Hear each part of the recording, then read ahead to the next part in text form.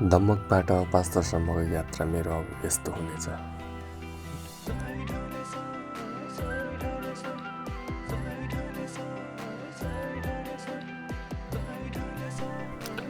दसैँको टाइम थियो, भित्र सिटमा प्याक अनि हामी 3जना केटाहरू चाहिँ माथि उठमा बसेर आउँदै थियौँ। मजा आइरहेको थियो उठमा बसेर आउनुको पनि गाउँबाट एकदमै मजा आनन्द नै छ।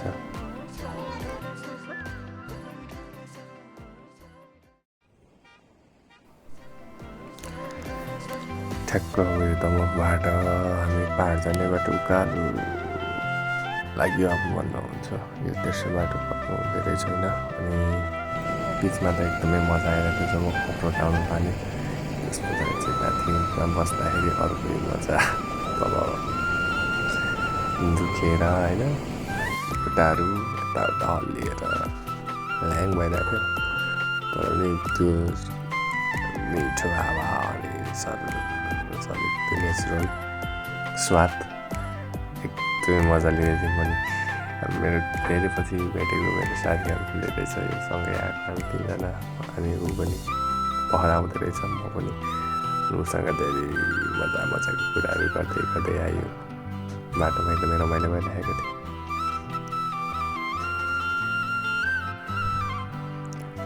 अनि हल्लाइ पनि राखेको बित्तिकैमा चिसामा तराईमा चाहिँ तल चाहिँ दमकतिर चाहिँ पुरै गर्मी हावा चाहिँ क्या। जब हामी पाहाड छिर्यो माथि चिसो हावा, यस्तो मजा आइरहेको थियो, अर्कै मजा आइरहेको थियो।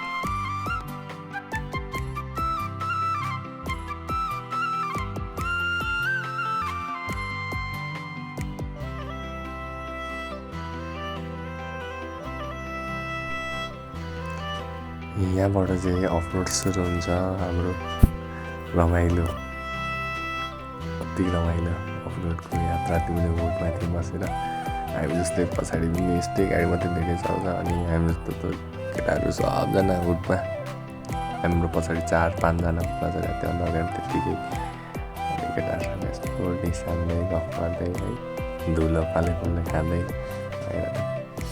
अनि बाटोमा यो ट्र्याक्टर हाम्रो यसलाई ओभरट्याक गरेर गयो कि हामी यही बढाइरहेको छ। यसले चाहिँ गाउँमा रासन पानीहरू पुऱ्याउने काम गर्छ विशेष गरी त। ल अहिले चाहिँ हामी खाना खायो, खाना खाएर अब चाहिँ हामी फेरि यहाँबाट लाग्दैछौँ। अब धेरै लाग्दैन घर पुग्नलाई, 1 घन्टा आधा जस्तोमा अब घर पुगिन्छ। हाम्रो खानाको स्पोट यस्तो छ।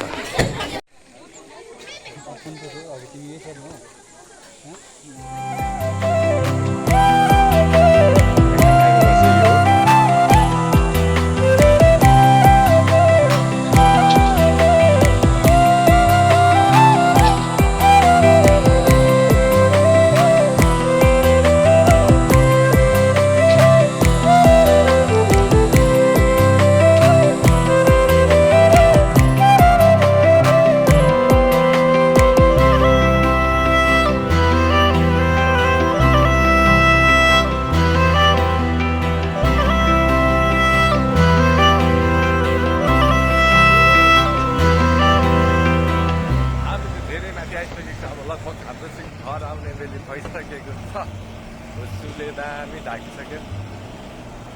वेदरहरू एकदमै राम्रो देखिरहेको छ, सर चिसो हावा फ्रेस। अनि चाहिँ नि तपाईँको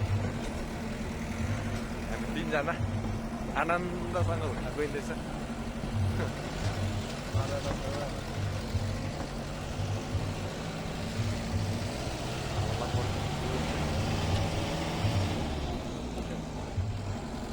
यो माग्नु भन्छ है अब त माग्नु पुरै पुगिसकेको छ।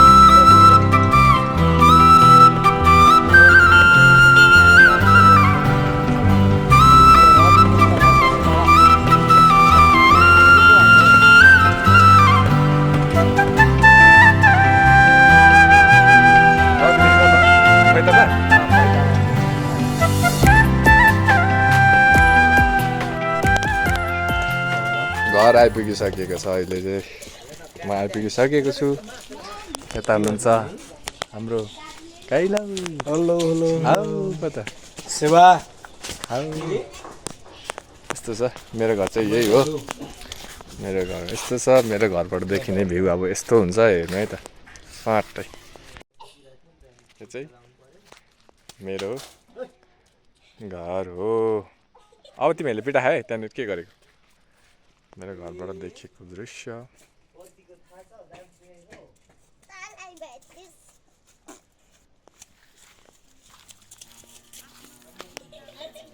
पौडी खेल्दा पौडी खेल तपाईँलाई एउटा त्यो होइन उहाँहरूको मेरै छ भोलि काम नगर्ने गरेकोले काट्ने आज घाँस डोको र हुडले सब पर केराको घाँस पनि काटिल्यो भने एक एक भएर सबैलाई ए त एकै मुष्टमा काट्यो भने दानी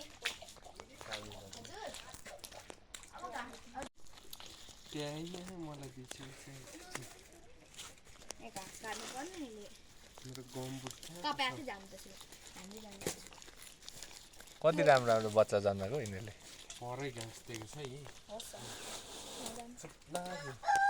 परै जानु त मम्मीले भन्दा आफै जानु पर अब म चाहिँ घाँस काट्न जान्छु सट्टै घाँस काटेर आउँछु अनि के हुन्छ आज आइपुगेको अनि यस्तो पानी पनि पऱ्यो रमाइलो पनि भयो मजाले भयो यात्रा चाहिँ अब घाँस काट्न जाने ए केरा घाँस अन्त खाँदैन बहिनीसँगै घाँस काट्न आएको छु उसले घाँस काट्न थालिसक्यो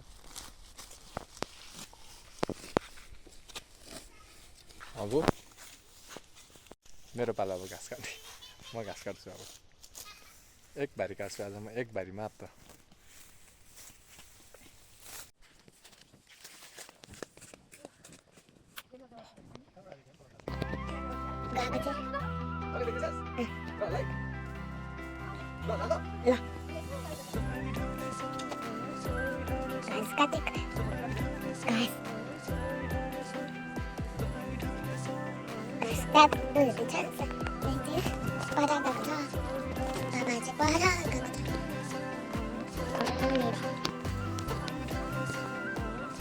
देख्नुभयो यहाँ त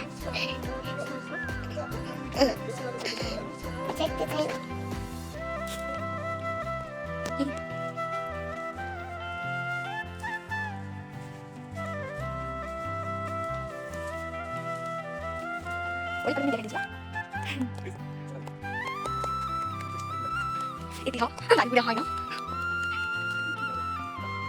तिमीले बोक्नुहुन्छ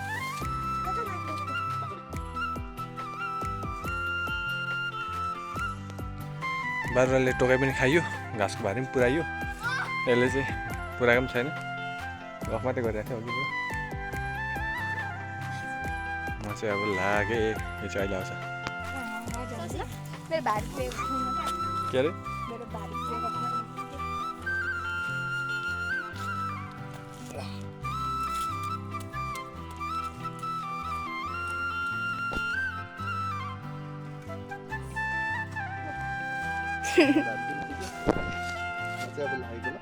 ल बाई बाई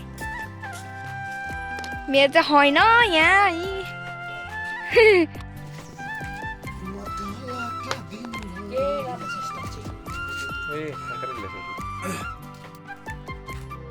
ब्रेकफास्ट टाइम के गर्दैछु भने खानामा चाहिँ आलु पोलेर खाँदैछु आलु चिया किस्मतको चिया हो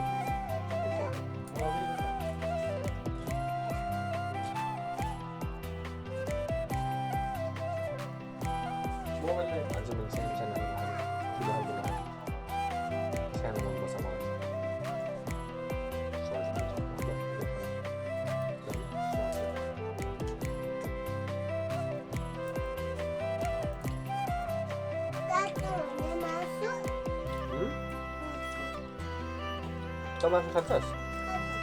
Masuk atas kadas tadi.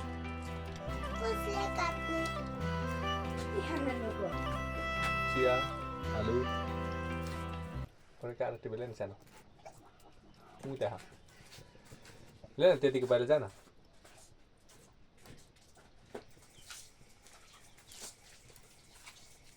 ओइ यो छ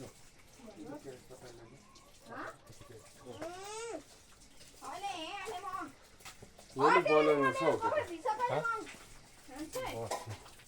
यहाँ बोल्दैन के भएको किन नबनाएको किन नबनाएको अहिले